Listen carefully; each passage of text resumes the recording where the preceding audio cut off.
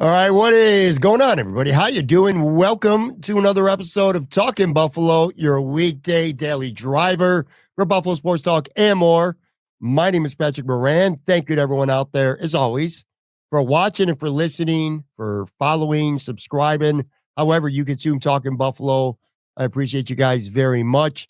Today's episode, as always, is brought to you by Sunny Reds, 1531 Abbott Road, Lackawanna, just minutes down the road from Highmark Stadium.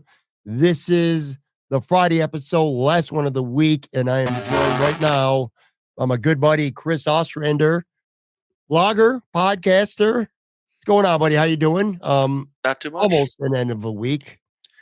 Yeah. Hopefully almost spring at this point. I don't think it's ever going to be spring. I don't know if you looked outside here on a Thursday. That's tough.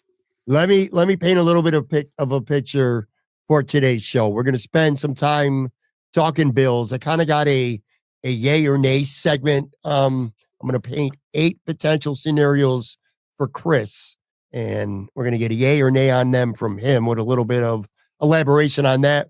We'll spend a little bit of time talking Sabres near the end. 2 things that I wanted to preface. One, it sucks that I have you on right now. I love having you on, man. You're one of my favorite people to talk to and follow on Twitter, stuff like that. But we're recording this around lunchtime on Thursday. USA, Canada, the big game. We're recording before that, so we can't offer any thoughts or talk about that game. You can't see it. You got my USA hockey shirt on, though. Nice. Yeah, repping the brand. I love it, man. So I wanted to do like a live stream following the game, but I also want to actually enjoy the game tonight. So I plan on going out and getting some wings, headed to the bar, and I don't want to watch it there, and I don't want to have to rush back and record something really late. So I just wanted to get this into the can. Also, I think I may have heard it a little bit already, but as many of you know, if you're a regular listener or watcher of this show, I've had some ridiculously significant audio issues this week. Static in my audio, no matter what I do. I recorded a show, Chris, 3 times yesterday. Same show, 3 different times, because I was that determined to dissect what the problem is. Still can't figure it out. I can already hear it a little bit here on this show. Before we dive in, let me ask you, so you do a podcast. You're a podcaster. Have you ever had any real issues, audio, video, whatever you're doing when you're doing your show and things just fall apart and you can't figure what the hell is going on, and it's just the most frustrating thing in the world? Yeah, I've had a couple of those. We had one like just recently. I'm doing this little like side project, trying to do like a Sabres history retrospective, and I haven't even transcribed the interview yet. I've been lazy, but I did a call with Don Luce, and his phone was just like he had no signal, and so I don't know what I'm going to do with the audio with it, because there's no way it's going to be like half of the interviews like almost useless, which is killer because like he was such a good guy to get. But I had a worst nightmare I've ever had. We do some stuff. I do some stuff at work, kind of like this almost like with a web stream video sort of thing.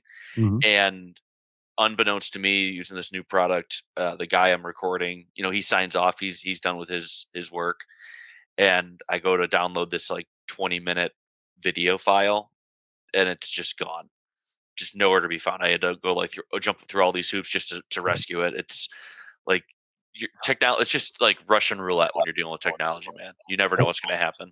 It really is, man. The frustrating part right now is we're doing this in real time, and I am like visibly annoyed right now. Is again, I recorded something 3 times. I have 2 studio mics. I used them both separately. I have a headset mic like you have right now. I heard it again. I use it for live shows. I did that. I kept having the same problem. Then I used an old mixer that I had, and finally it worked, but it sounded shitty. And then last night I did a factory reset on my new mixer, and I recorded a 10, 15-minute dummy podcast by myself where I just continued to talk, recorded it, same exact thing we're doing now, and I had no issues. And now I got a guest on, and literally within seconds, I could already hear it. It's back. It's frustrating. So I just hope everyone listening, it's not too bad. And, you bear with me. Sooner or later, I will figure this shit out somehow, some way. Anyway, that one quick show announcement too, just made it official shortly before one on the air. Going to be doing my 1,000th episode Tuesday night, March 4th at Sunny Reds. And I got two special guests for that. Tyler Dunn's going to be with me live. And I just talked to Joe Biscaglia from the Athletics. So he's going to be with me live as well. So look out for that. That'll be live. Hopefully I can get this audio shit fixed by then. Or even better yet, come out live if you're watching the show. Come out to Sunny Reds. Joe B, Tyler Dunn will both be with me for that. The 1,000th episode of Talking Buffalo. Anyway, all right. Let's get down to business here. This is going to be a short podcast. Chris is giving up his time. His kid's under the weather. My audio is pissing me off, and I just want to get through this right now. But there's some important stuff I want to talk about with the Bills.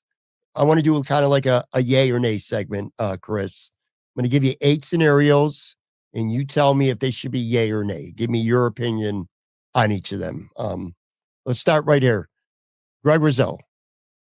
Final year of his contract. He's going into his 5th-year option. An extension is certainly on the table. You can make a case for or against it.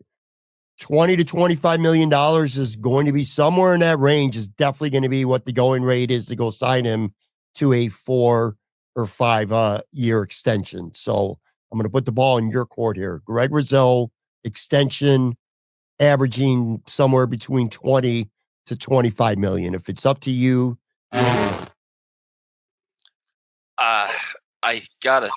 I guess I'd say yes for now, without knowing what other options are out there.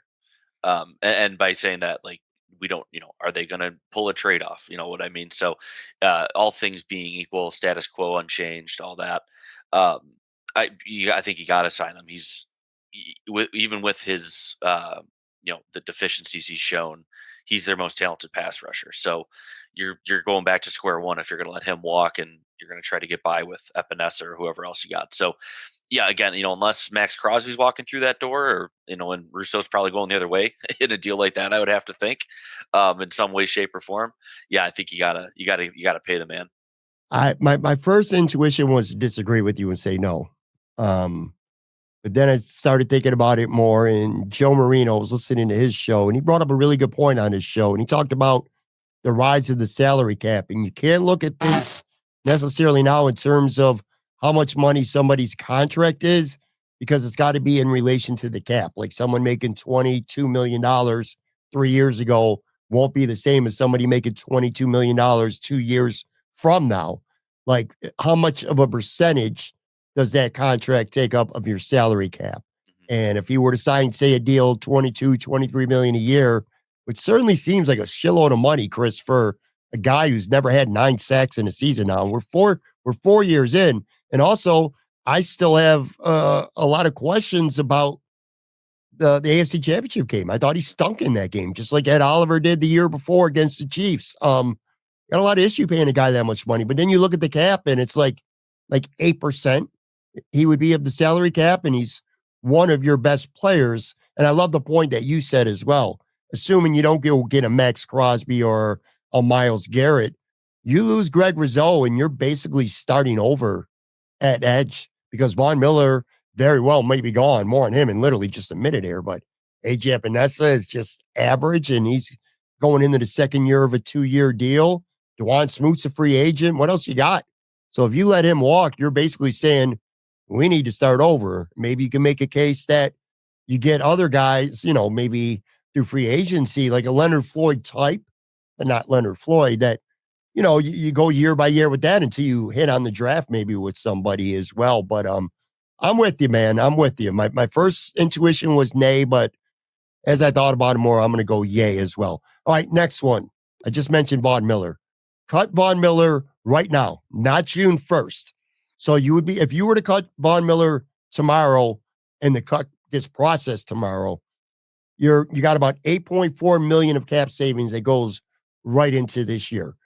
But you're eating 15.4 million of dead cap. Now, just for clarification there, if you were to cut him on June 1st, you could create $17.4 million in cap space. But you have to carry his current $24 million cap hit until June 1st.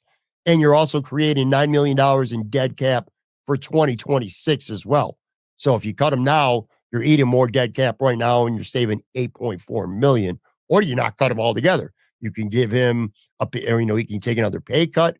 If you're a GM right now, and I say cut Von Miller today and just cut ties like you did with Stephon Diggs last year, eat the cap at that time and be done with him, yay or nay? So one other point of clarity is, what is the situation if they let him play the contract out? If they've just let him play and they don't do anything, Yeah, assuming he walks at the end of it. not attainable. Like right Yeah, now, his he would have the second highest cap hit on this team right now. yeah. If they were to do nothing and he was just they said, all right, well, you're still under contract. We're not going to restructure. We're not going to get you to take a pay cut. We're just going to keep you. His cap Well, number for this year is 23.8 million. what's the term left on it though? He's still got 2 years 2 years. after Okay. this as well. So he's Yeah. signed through 2027. This is absolutely going to be his last year if he even Right. stays at all. But right now, if you were to do nothing, he would have a $23.8 million cap hit. If you cut him, but you designated June 1st, you would save a lot more money. You would be saving, like I said, like 17 million against the cap, but you don't see that till June. And you got to carry his cap number, which is almost 24 million until June 1st. Mhm. So that might really prohibit you from doing some stuff in free agency, as opposed to if you cut him now, you're only saving 8 million instead of Right. 17, Yeah. and you're eating 15 of dead, but you're done with it. You know what I mean? And you can use that 8 million right away. So my scenario to you is you cut Von Miller today and just be done with him. I think I'd probably opt for cutting him now, Mhm.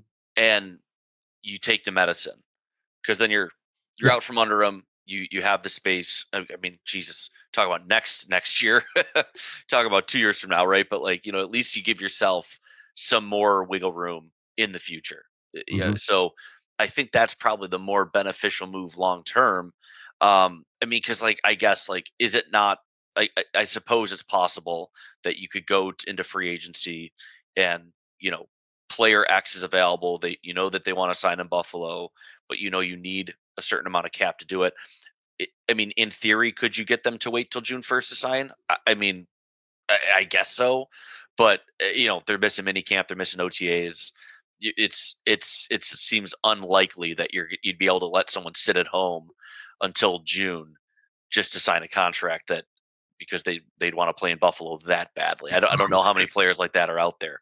Um, and I think you start getting into La La Land if you're trying to cook up those scenarios. So I think you take your medicine, and you try to set yourself up for success next off season, Yeah. or more success, um, because I just think I got to think that that's probably the more beneficial option for them. But It is, and I'm yeah, with you 100% at this point. I've changed my stance too. Again, sometimes you got to learn some stuff before you could come to a final decision. Because my thought has been cut them, but use it June 1st. That's so much money you get.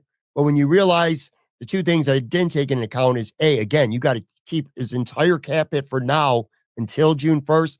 And then you're also getting in the $9 million of dead cap in 2026. So if he's not part of your plan, take your medicine now. Now, a lot of people would argue, well, you can give him a pay cut. He took one last year. Maybe he would do that this year. Because even if you get him down to 8, 9 million this year, he's not going to get more than that on the open market. There's no way. He's right. just not going to at this stage. But then I'm like, all right, well, you want to pay $8, $9 million for a fourth defensive end? That's still too much money. AJ Epinesa would be the other guy. All right, well, maybe you keep Vaughn, you cut AJ Epinesa, but I don't know that I love that much, that scenario either. I I just think Epinesa gives you more than Miller does at this point. so do I. That's So me, do I. but yeah, And plus, again, you got to eat some dead cap to save some money with AJ too. And after this year, you can move on from him and not lose anything because this is right. the second year of his contract. Yeah, I'm with you, man. To me, at this point, I think it's time to part ways with Von Miller. And again, even if you could work out the finances, I want a better player. I want a Mhm. younger player. Give me somebody in the Right. draft. Give me a free agent out there who's going to be better. Why do you want to reload? I'm down to reload on the offense. I've made that really clear. I'm not really down to reload on the defense. This Mhm. defensive line, it didn't get it done. And we're already just both agree we're going to extend Greg Rizzo if we get that opportunity. So yeah, I'm saying goodbye to Vaughn as well. All right, next one. Trade James and you'd be surprised at how many people have suggested this. It shocks me, but Throw it out there. Trade James Cook now. If you can't get an extension done now, like you're Brandon Beane and you're going to his agents and the number he's giving you is just something you don't think you're going to get anything done long term, trade him now before free agency starts. Yay or nay? I think that's crazy. Thank you. I like Ray Davis. I do. I think he's a really nice back. He gives me like Travis Henry vibes. He's got that little like bowling ball with spikes on it, way Mm-hmm. of running. Um, Good and I pick. think Ty Johnson's like a really nice utility piece to have, but like neither of them are as dynamic as Cook is. And I know, he's talking about 15 million bucks on Instagram or whatever. Like, that's a big chunk of change, but I mean, he's at the point here where he's starting to probably get into the conversation of one of the more dynamic running backs in the league. And I think if you're talking about, keeping the weapons hot, man, like I don't know if you can afford to lose them in that sense. And especially if Joe Brady's going to stay committed to the run the way he did. Like Cook was phenomenal for them. I think it'd be wild if they moved off him. I'm so happy you said that. I wasn't going to stare you. I wasn't trying to stare you with the question, but if I had $1 for every person right now that told me that's why they drafted Ray Davis and just plug Ray Davis in and you're going to be fine. Oh God, I would have some money right now. I'd be able Yep. to go buy some beer at the store. Let's just put it that way. I said it yesterday. I'll say it again. I like Ray Davis. I got no problems with Ray Davis. I never heard that Henry comparison before. That actually resonated with me just now a little bit. He does a lot of things well, but James Cook's just a different level type Yeah. running back. James Cook is unique because to me, he's become one of the top 5 to 8 running backs in the NFL. But I wasn't going to say it. I'm glad you said it, but I don't know. but he's not a Yeah. compound guy. He's not a workhorse. Like Right. he literally only has played 45% of the snaps for the team this past season. He Yeah. only played 60% of the snaps or more in one game. That's crazy. But when he's out there, he's just on a different level. His poise, his patience, his vision, getting tough yards, finding the first down marker, finding the end zone. He ran for 16 touchdowns this year. He'll make you pay. If you make a mistake, you give him a gap. You let him get outside. He's taking it to the house. Oh, I don't think those are things that Ray Davis is doing. There's no way I'm trading James Cook right now, unless you could absolutely fleece a team. I mean, it's always on the table if some team's willing to give you a monster overpay, I would Right. say, okay, sure. Or maybe if you're not going to sign him and he's that piece that's going to bring you Myles Garrett or Max Crosby, then I consider it. But all other circumstances, hell no. Even if you can't get a deal done, look, keep talking about Josh Allen, he's in year 8, year 9. There's going to be year 10 before you know it. And Sean McDermott in this long run, you keep talking about getting, cracks at the pinata. How many do you expect to get? Let's worry about this year. I'm not going to worry about 2-3 years from now who's going to be the running back. Right now, James Cook's your best running back. I don't think there's anyone on this roster. I don't think there's any realistic free agent that you're going to sign that's going to become better than James Cook. And why would you not want to put your best offense out there? Like, you know what I mean? Like, if you Yeah. lose James Cook, your offense is going to suffer. And I'm down with running this team back. Yeah, just even if you're not going to get something done, give him a raise or whatever, bump his salary a little bit this year, get him happy, get him to camp, keep the locker room straight, and then you worry about it next year. But yeah, I'm not trying to lose Josh Allen's best weapon for a second year in a row. Yeah, yeah. I think of it similarly to what we just talked about with Rousseau too. In a way, like again, like obviously they have Davis in the stable. They're not completely thin at running back, but if you let him go, you're going to be going back to the draft to take a back. And whether Yeah. it's a mid-round pick, if it's going to be another second round like Cook was, you're gonna have to reinvest in the position one way, shape, or form. And so I just think if I can avoid spending an asset, whether it's a draft pick or cap room, whatever, on a piece that's already in house, like I think you got to take that into account. But Yeah, I agree with you, man. All right, next one here. Yay or nay? Damar Hamlin is going to be a free agent. Resign Damar Hamlin. Market value shows it's around $3 million a year. So I don't know, 2 years, $6 million, 3 for 9, whatever you want to call it. But resigning Damar Hamlin, yay or nay? I'd probably let him walk. They brought Bishop in. It seems like that's probably the plan that they want to move forward with. Better And be.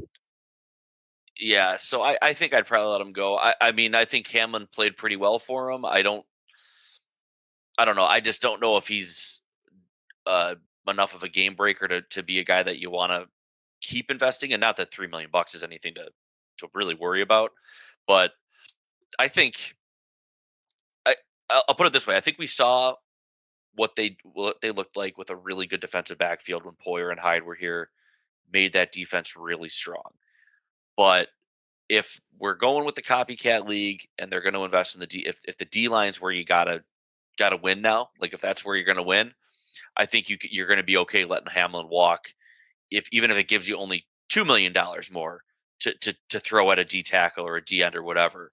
Um, I think it's okay if you're looking at another position to strengthen another position and letting Hamlin hit the streets. Yeah, I'm with you too. For me, it's a big nay. Oh, unless if you have zero intention on him being a starter next year, like if they were to re-sign DeMar Hamlin, I don't even want to hear that it's a competition at training camp. He's not a starting caliber safety in the NFL, and I don't care what anybody says. There were times where he looked like it, and then there were times, especially in the AFC Championship game, where he looked like he didn't belong on the field. We killed Kyer Elam, deservedly so. Greg was always terrible. A lot of guys were terrible. DeMar Hamlin was almost as bad as anybody out there in that AFC Championship game. I mean, he was just getting murdered. He was just getting beat like crazy out there. And even if you can have him as a backup, though, look, he's fundamentally sound. So maybe he's a depth guy. He's a rosterable NFL player. I'm not saying the dude shouldn't be in the NFL. I'm just saying his athleticism is just too limited for me for him to even be in the mix to be a starter. Yeah. So he's going to be your third or fourth safety. It's probably kind of a lot, though, for $3 million or so. I feel like his name, the fact that he started on a good team all year, there's going to be some team out there that's probably going to have some interest in giving him money. I don't have any interest in giving him any type of overpay, and I have no interest in him being a starter. So if it's up to me, I'm just going to say nay. Let him go find another opportunity somewhere else. All right, re-sign Amari Cooper if the deal's around 2 years, say $26 million. That kind of seems what he's being listed at PFF Spot Rack as a market value. So you're bringing back Amari Cooper, 2 years, $26 million. Yay or nay?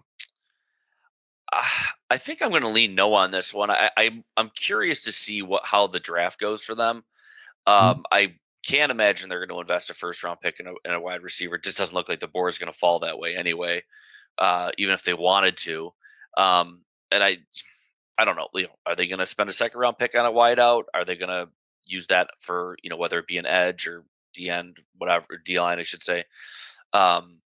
So I think maybe if the potential for them to pick a receiver high or to get a weapon in the draft, whether when they somewhere in that that first 3 round territory, maybe then it's an easier no to say on Cooper, because you're ideally bringing in a replacement for him on the outside.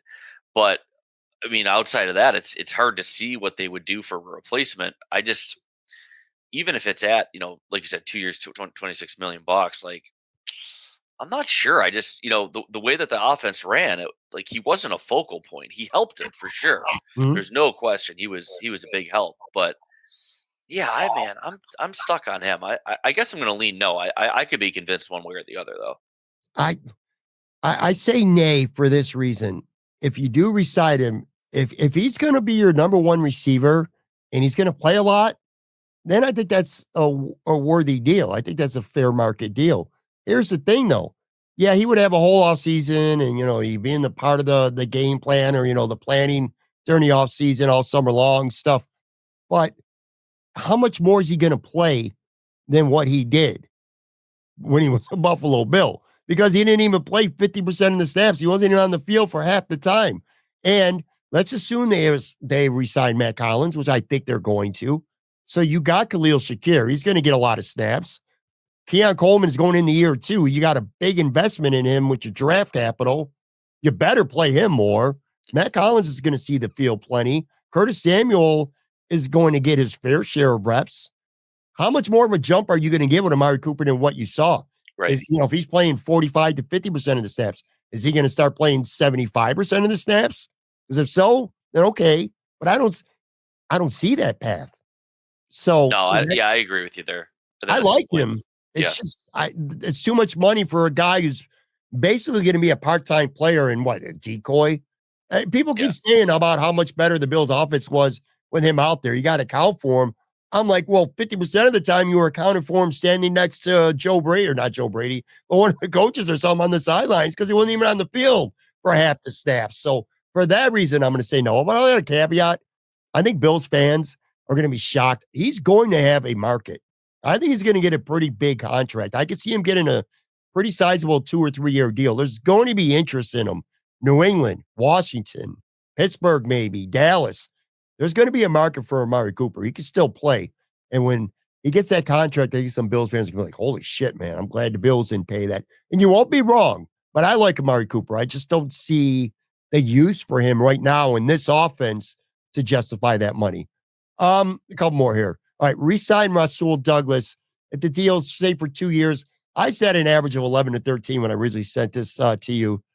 That I overshot that. The market's more like, even if it's say 6, 7, $8 million a year, but you're looking to resign Rasul Douglas right now, and you're factoring in lots of things. Do you turn to free agency to get a veteran? You're looking at a draft because behind Christian Benford, you only got Kyrie Elam. And I don't need to ask you about Kyrie Elam. I already know what you would tell me about him. So do you resign Rasul Douglas and say, all right, well, his skills have diminished some. I know who he is, though. Or do you say I can go to the market and do as good or better, or draft, whatever? What are you doing? Yay or nay? Rasul Douglas, you're bringing him back for, say, 2 years, $6 to $9 million, somewhere in that range per year. I think I'd probably draft someone and bring Douglas back. Okay. Yeah, kind of, you know, what didn't work with Elam ideally works with this new guy. So let's say, just for shits and giggles, you use your second round pick on a corner. Hmm. You let him cook a little bit behind Yep. Douglas, behind Benford. Maybe he spells Douglas a bit. Maybe even steals a job. Who knows? But kind of creating a three-headed monster a little bit at the boundary corner, and that way it allows you to move off Benford, or not off Benford. Oh my God, off Douglas. Sorry, when you feel he's ready. But I like that security blanket, and yeah, he slowed down a little bit. But I think if you're getting him under $10 million, I think it's a fair deal. I do too, and I like your thinking there. And Brandon Beane's really good at structuring contracts. Maybe you give him a multi-year deal, but you structure it the way where he gets some money up front, but you can get out of it after 1 year. And to your point, you draft a guy on maybe as high as 30, or maybe a day two guy, Yeah. and you develop him. And then a year from now, you're like, all right, well, he's ready. He's better than Kyrie Elam, who I don't think is going to even be on this team this year. And then he takes over. Yeah, I'd love to go get DJ Reed from the Jets, who I think is going to be a free agent. But man, you're spending a lot of money because you're going to sign Yeah. Christian Benford, hopefully to a big extension. It's a lot of money to spend on your corners, and especially if you got a mediocre, just average front four, that's not really ideal. So I'm with you there, man. I'm bringing back Russell as well, based on what you said. All right, Bills swing a major trade for a defensive end. And before you answer that, look, everybody would love to swing and trade for a defensive end. Who the hell doesn't want Crosby or Garrett? But you also got to factor in the point.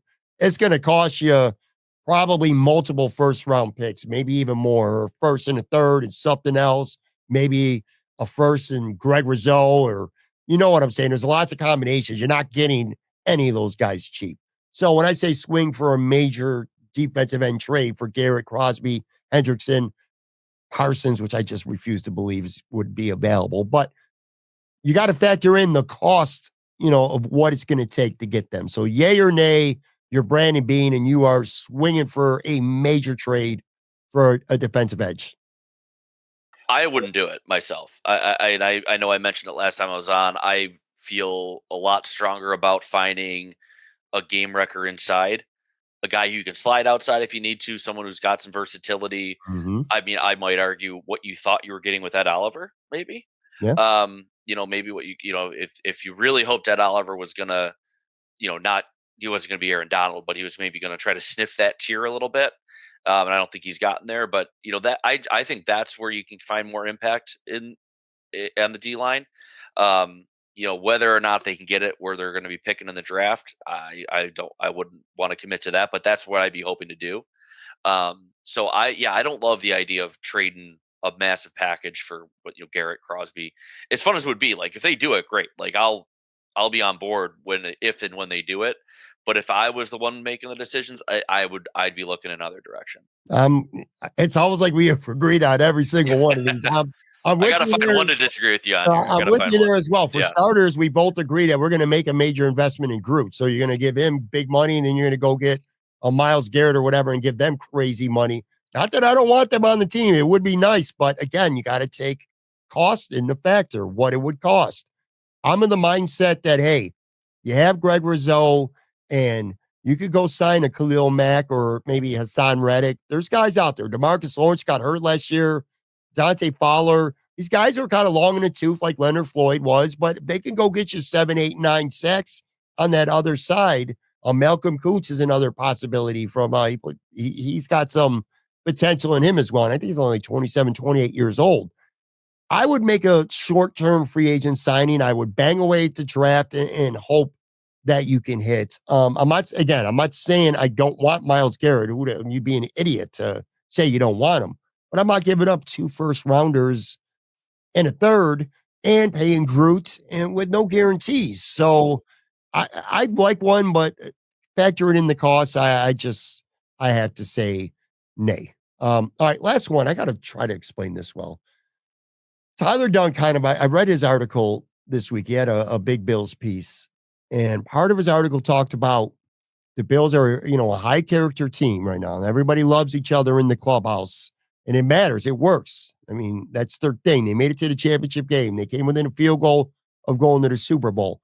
But then he talked about teams like Philly and other guys in the past, like guys who have checkered past, guys who come out of school with character concerns, guys even that are veterans in the NFL that have done some shit that have character concerns. The Bills pretty much they got rid of Stephon Diggs and they kind of shied away from taking those type of risks. However, Tyler made a good point, man. You teams that win these championships, you got to have a couple. He didn't say this, I'm paraphrasing, but a couple assholes in the room too. You know what I mean? But their talent level, they make plays. Jalen Carter is a perfect example. Now he still was a top 10 pick, but a lot of people thought he could have been the first pick of the draft a couple years ago. But he had character issues. He slid to Philly at 9.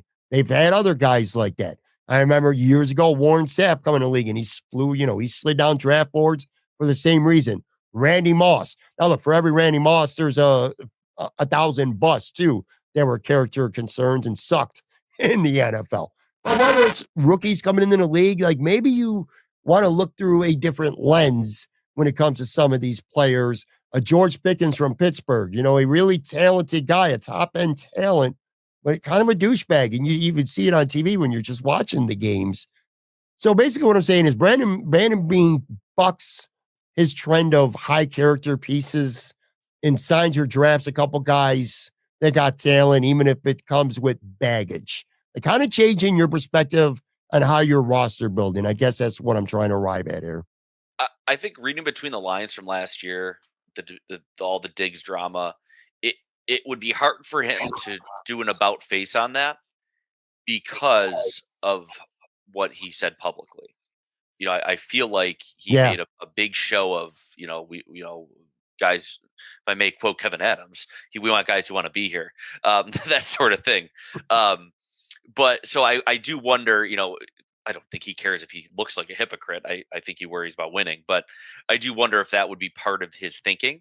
And so that's part of the program, if you will. But I mean, they make such a big deal about the culture they've got there, and it's worked, right? Like there's the evidence would suggest that whatever Sean McDermott's been doing is working, which is great.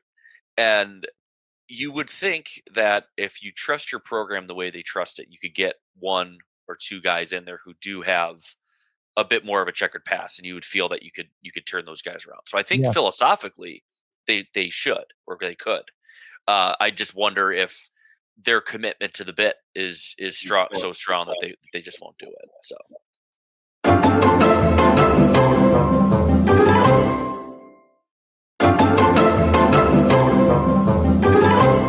I'm back with Chris Ostrander. I'm at a point when it comes to Bills talk. Things need to start happening. You know what I mean? Like we keep talking about these things and all these possibilities, and there's just so many possibilities on the table for the Bills. They can be ultra aggressive, and that wouldn't surprise me.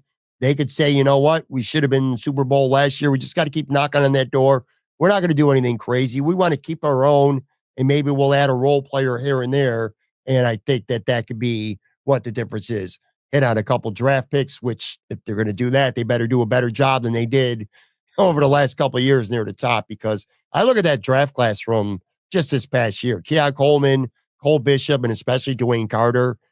It's, man, 1 year, Chris, but it don't look good right now at all. It's very worrisome, which kind of leads to the point we both nixed a Brandon Beane big trade because of what we would have to give up.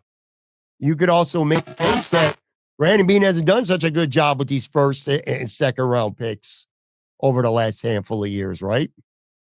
Yeah, no, I mean, it's it's odd that they haven't had a ton of success with their high picks. It does stand out to me, and I think back to like the Epinesa Boogie Basham year.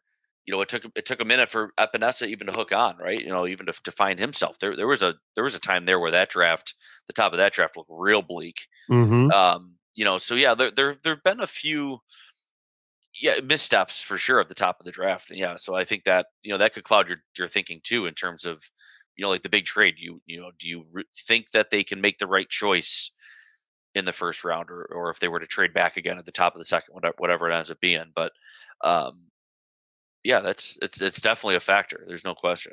About a year or so ago at this time, I remember very well. This is, well, maybe a little bit later than now, but when the Bills started cutting a bunch of their veterans and then they traded Stephon Diggs, I remember having so many conversations about what they may or may not do. And it always would come back to the number one key for the Bills would be the young guys ascending and taking that next step. Guys like Khalil Shakir and James Cook and Terrell Bernard and Christian Benford and Connor McGovern, these young guys stepping up and taking their game, Spencer Brown, to another level. And for the most part, they have. I kind of feel like going into this season, assuming they don't go get a Miles Garrett, it's going to kind of be the same thing. Dalton Kincaid and Keon Coleman and Cole Bishop, who's going to get an opportunity to start. Those guys really stepping up. Maybe Javon Sullivan gets a bigger role if Von Miller gets cut at edge. You know what I'm saying? It's like things like that to me. We don't spend enough time talking about them, but ultimately, I think those end up meaning as much as any veteran free Mhm. agent that they may ultimately bring in. Anyway, all right, let's switch gears here with our remaining time. I can hear that in my microphone. It's driving me crazy. Anyway, all right, sorry. All right, let's turn our attention to the Sabres here briefly, at least. Apologies to Bills fans right now. Lindy Ruff, I read an article about JJ Paterka in the Buffalo News. I think it was Wednesday. And one of the anecdotes of the story by Lance Lazowski that caught my attention was Lindy Ruff said something about he's treating it, and I understand why, but he's treating it for the Sabres to get back into the playoff race right now, which, by the way, the Sabres are at 0.9% chance to make the playoffs. But 5-game increments, if you can get at least 7 points for each 5 games, Lindy projected that the Sabres would have a chance to get into the wild card during the final week. The logic is not flawed, but I don't know, man. You follow hockey and you know the Sabres a hell of a lot better than I do. What in the hell are the chances that the Sabres could play at a 7-point pace per 5 games, which would be what, 3 wins and an overtime loss for every 5 games to get into a realistic playoff mix near the end of the season with 28 games left? I'm calling bullshit on Lindy Ruff on this one. I gotta Nah. say, I appreciate his train of thought. I mean, the logic is sound enough in the fact that if they were to get themselves to the 90-point window, to that 90-point level within the last week, or the ability to get to 90 points, I think he said. Mhm. Because I'm not mistaken, I think he was like, we would have 84 points entering the last week or something like that, and then we just have to win our games. Mhm. And I know his line of thinking is that the playoff teams should be in that 90-point window. That's where they've been the last couple of years. Even you think back to 22, 23, the Sabres had 91 points, Panthers had 92. So that's what he's, I think, basing this off of. But at the end of the day, like, you're still chasing other teams here. And the 3-point game in the NHL is just so omnipresent. You have too many teams go to overtime You're going to have Detroit and Boston are going to play and they're going to go to OT, or Ottawa and Montreal are going to play and they're going to go to OT. And so, as much as they could chip away if they were to have that 700 point percentage, um, it just strikes me that it's just wildly unrealistic. It's honestly, I think what they would need to do is you need to have an unbelievable run of wins, like a 10-win streak, an 11-win streak, where you were literally 10-0-0 or 11-0-1 or something like that, like Andrew Hammond did with the Senators about 10 years ago. Um, I think that's the only way that they actually get back in the conversation. I think we all can look at this team and feel that maybe they're better than their record shows, but they're not that good. So I think the writing's on the wall for them at this point. But Ruff's got to motivate the boys. He's got to try to keep these guys showing up to the rink the right way and all that. But That's fair. yeah, it's just not. I mean, the playoff race, again, barring a miracle, is dead in the water. So which That's sucks. fair. But What you yeah, said is fair. You got to keep your troops motivated, so to speak. You're not tanking. right. Lindy Yeah, Ruff's too old and may not be around long enough to see a tank through anyway. So that's obviously not happening. That said, look, man, I would put more stock into you telling me that the Easter Bunny is real and hops around every house in the world and hides baskets for kids to find on Easter than I would the Sabres getting into a legitimate playoff, race going into the last week of the season. They might get hot. They might, they've actually won 4 or 5 going into the break. They might have a stretch or two where they win 4 or 5, but they're also going to lose 4 or 5 right after that. I'm sure that's just what this team is right now. It's crazy when you look at the standings because they're 6 points clear of being dead last in the conference. So I mean, it's not even like they're dead last, but they're only 3 points from being like 9th or 10th in the conference. They're not even close, man. But yeah, it's then I tough. look at and then I look at that 13-game winless streak. They didn't win a game for 13 straight. They're 11 points out of I'm sorry, 12 points right now out of a playoff spot. If they went 6-7 during that stretch, we'd be talking about trade deadline bolstering moves right now. Yeah. It's just it's wild to me, man. Jordan Greenway returned to practice. Looks like he's going to play Saturday. They expect him to. He's skating with Cousins and Quinn. What's your thoughts on that? I mean, I'm I don't know what to think with Quinn and Cousins. Quinn especially. I mean, I know Cousins is getting more heat with the fan base this year, Mhm. but Quinn, I feel it's just been so wild to see how much he's fallen off this year. Um, they've got some. I mean, for the first time right now, especially with Yuri Kulik sticking around, it's not the best their forward group has looked because like they're thin at center, especially with Tage Thompson in the wing. By no means this is a complete group, but this is the best look they've had. I guess I'd say at like the like in terms of like the way that they could spread their depth out. I'm not being like super clear here, but like Right. Zach Benson's on the fourth line, and he could probably play higher in the lineup, but and Beck Malenstein I know was out with that back issue he's got, but overall, you've got the potential for 3 relatively complete lines, which they haven't really had since Greenway went out. And I think Greenway's injury it played a pretty big role in the struggles that they've had since December. But yeah, I think it'll be interesting to see if he can make some space for those two guys. At the end of the day, Quinn and Cousins have been black holes offensively with turnovers and just questionable decision making. So Greenway is not the most adept offensive talent. So it's not as if he's going to become he's not going to transport the puck for those guys. He's not going to be you know, the, um, the dynamic force that changes that line's fortunes. But it's, I don't know. It could be, it could be an okay grouping until they decide that they want like McLeod and Benson back with Greenway That's and what I more was of a going to matchup ask line. you. Yeah. What I'm having the hardest time making sense, Chris, is especially in what appears to be a lost season. And again, you would know this way better than me, but how much development and how much better is Zach Benson going to get skating on the line with Lafferty and Malenstein and Krebs at this point? He's not a fourth line guy. I mean, Where's the development in him playing on the fourth line? Now I get it.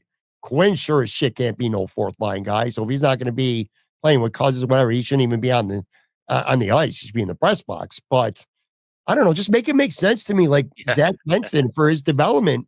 What are we doing here? He's on the fourth line. He's the first round pick and a skilled young winger. I don't know. I don't get it, man. I'm having a hard time Yeah. understanding. I've seen some people point out he was struggling with an illness, so maybe they're still trying to get him back in. I don't, was it a COVID thing, a flu thing? I don't know, but maybe he's just still trying to get some wind back. I'm not sure, but I have seen that suggested by a few people, and I know he did miss a little time there, if I'm not mistaken. But I don't. At the end of the day, like his offense just hasn't been there quite enough. And I do wonder if that's weighing on Ruff, if he's just like, he just hasn't finished enough for us at a regular enough clip.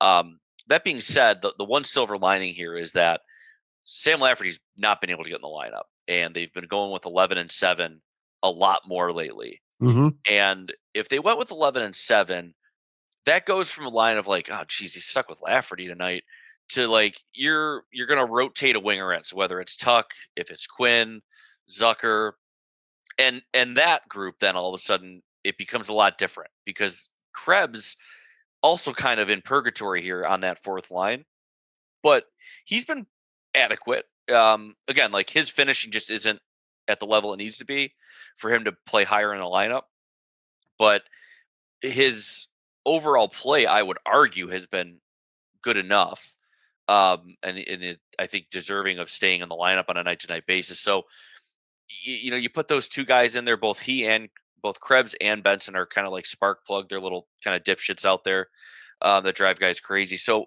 I like that pairing, putting those two together. Um, but yeah, like, then you get into the ice time thing, you're playing on a fourth line, especially if you're going 11-7, you're going to sit on the bench a lot. Um, I just wonder, are you going to see some more rotation once they know how healthy Greenway is and what his Yeah. preparedness is, and then also like once Malenstein's back too, that probably changes how they want to run their forward I want to runs a little ask, bit. I got two more things for Yeah, you. Number one, all right, so Devin Levi, another strong performance in Rochester. He's 17-6-2. I'm looking up his numbers right now. 2.26 goals against. He's got 4 shutouts. He's 16-4-1 in his last 21. He's absolutely dominated in Rochester. My question is, how much more can he do in Rochester before he gets a crack in Buffalo? And I know there's a lot of people out there, and rightfully so, who have said, you know what, he should have been rushed to the Sabres to begin with when he first got here.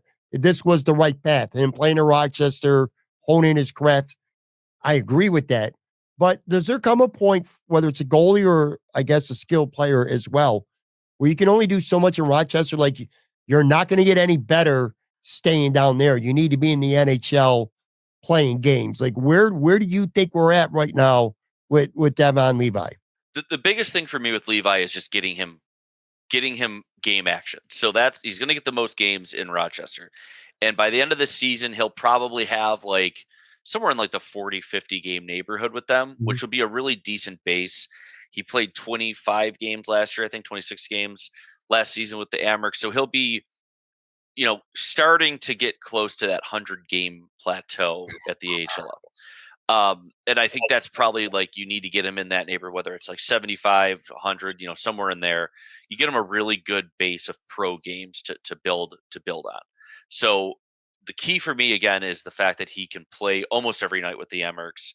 And Felix Sandstrom just went back home to Sweden because he had some personal matters to attend to. So Mhm. that would suggest that Levi will play even more because they'll probably bring Michael Hauser up to back him up. So on the one hand, I think it's very good that they're just going to keep him in Rochester, let him cook for this season. But if he can't win a job next year, then I think you got to start asking yourself some questions about what the future holds for him, because then he may just be like the proverbial 4A player. He might be too good for the AHL, but not good enough for the NHL. And maybe he's just an NHL backup. I don't. We'll have to see what transpires Right. there. But I would, I think the best formula for him right now is to finish this year in Rochester. Hopefully, they go on a deep playoff run. Again, he gets those valuable games. He gets the starting minutes. He just sees a lot of shots, sees a lot of shooters.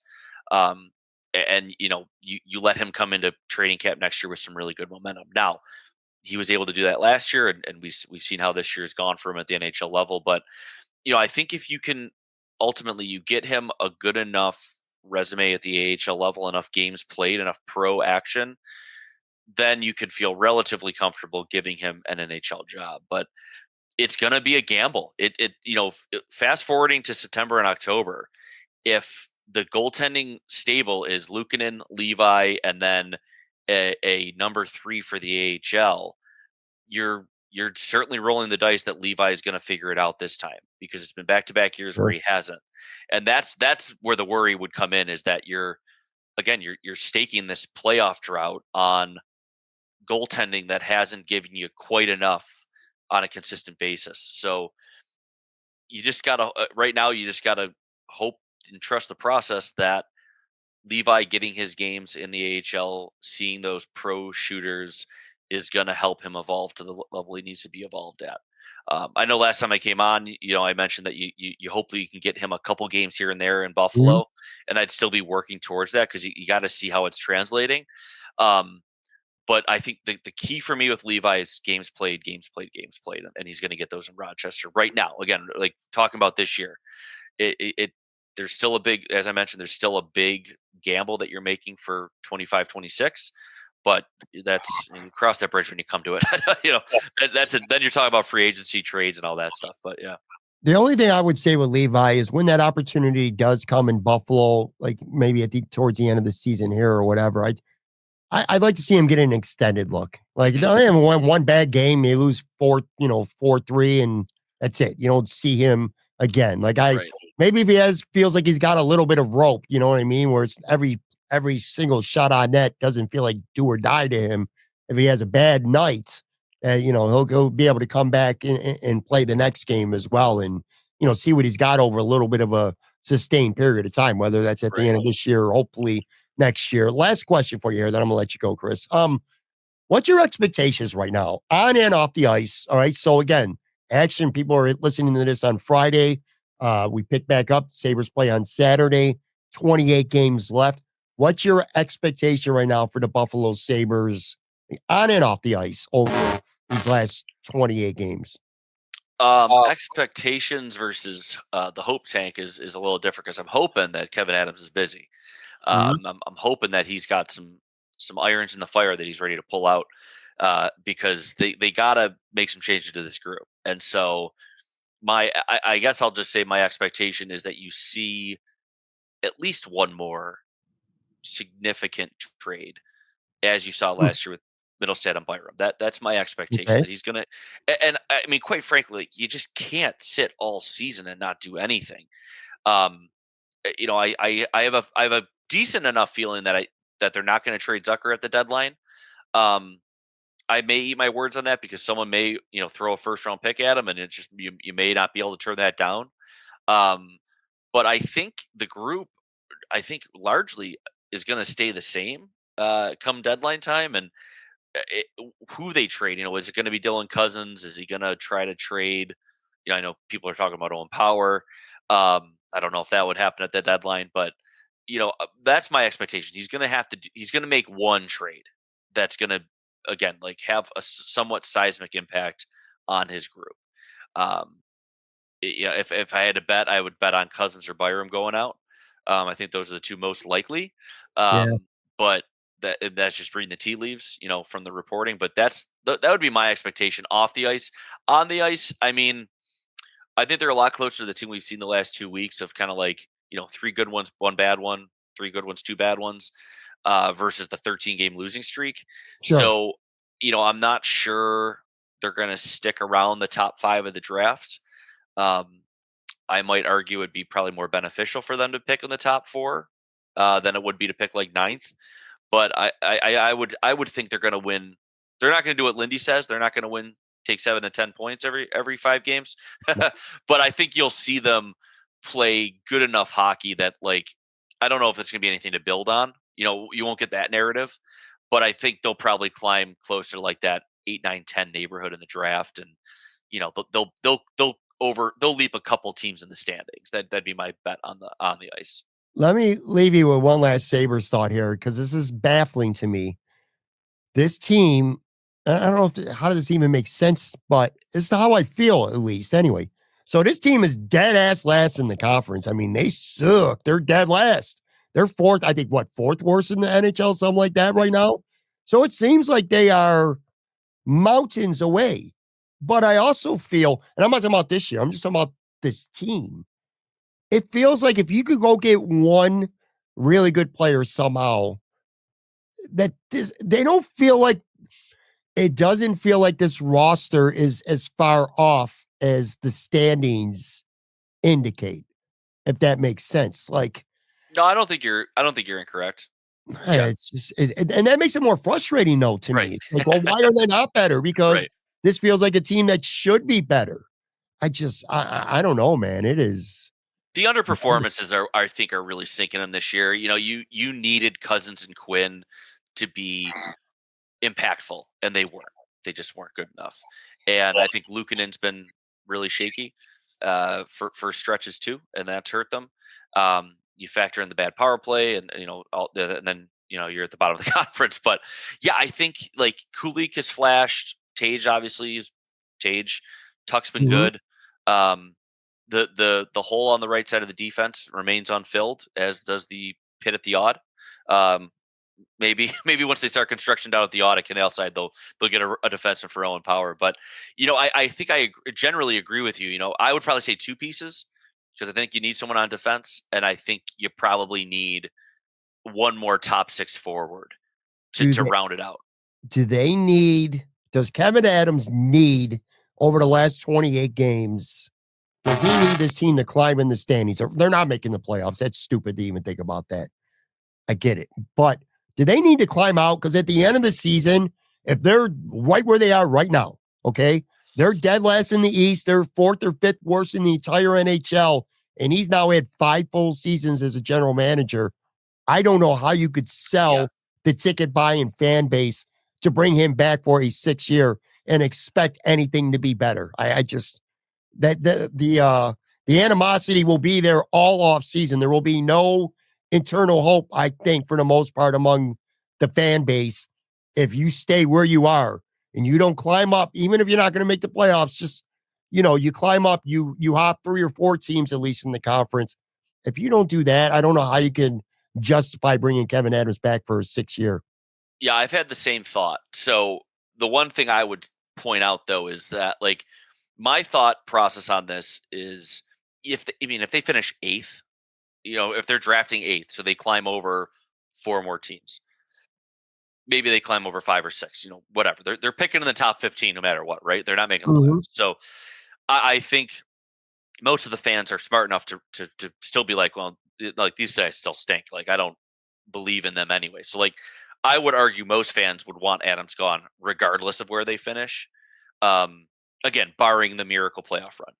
But my curiosity is what Terry Pagula's train of thought is, because I have to think if they were to finish bottom five, bottom three, even, if they were to slide further, it would be really hard for Terry Pagula then to justify bringing him back. At least to your point, if they remain in that kind of this 500 little run that they've been on and they can climb over a couple more teams, Pagula at least could sell to himself and feel enough faith in his decision making to keep him around.